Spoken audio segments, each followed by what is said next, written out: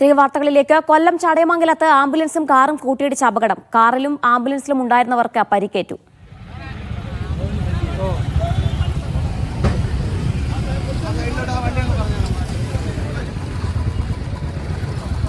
ലിജോ റോളൻസിന്റെ വിശദാംശങ്ങൾ നൽകാൻ. ലിജോ, എങ്ങനെയായിരുന്നു അപകടം സംഭവിച്ചത്? പരിക്കേറ്റവരുടെ ആരോഗ്യനില എങ്ങനെയുണ്ട്? ഇന്ന് വൈകുന്നേരത്തോടു കൂടിയാണ് ഈ അപകടം സംഭവിക്കുന്നത്. ഈ വിളക്കുടിയിൽ നിന്നും തിരുവനന്തപുരം ഭാഗത്തേക്ക് പോവുകയായിരുന്ന വിളക്കുടി കുടുംബാരോഗ്യ കേന്ദ്രത്തിലെ ആംബുലൻസും കൊട്ടാരക്കര ഭാഗത്തേക്ക് പോവുകയായിരുന്ന കരുനാഗപ്പള്ളി സ്വദേശികൾ സഞ്ചരിച്ചിരുന്ന കാറും കൂട്ടിയിടിച്ചായിരുന്നു അപകടം ഉണ്ടായത്.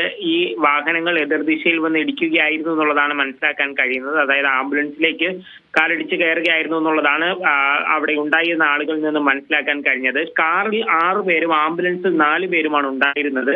കാറിന്റെ മുൻവശമൊക്കെ തകർന്നത് കൊണ്ട് തന്നെ മുൻവശത്തെ വാതിലൊക്കെ വെട്ടിപ്പൊളിച്ചാണ് അവരെ പുറത്തേക്ക് ഫയർഫോഴ്സ് സംഘം എടുത്തത്.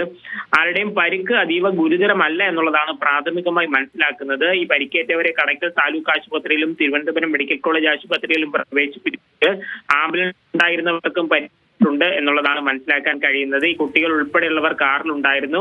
എന്തായാലും അതായത് എതിരെ വന്ന വാഹനങ്ങൾ തമ്മിൽ കൂട്ടിയിടിച്ച് എങ്കിലും വലിയൊരു അപകടം ഒഴിവായതിന്റെ ആശ്വാസത്തിലാണ് ഇപ്പോൾ ഉള്ളത്.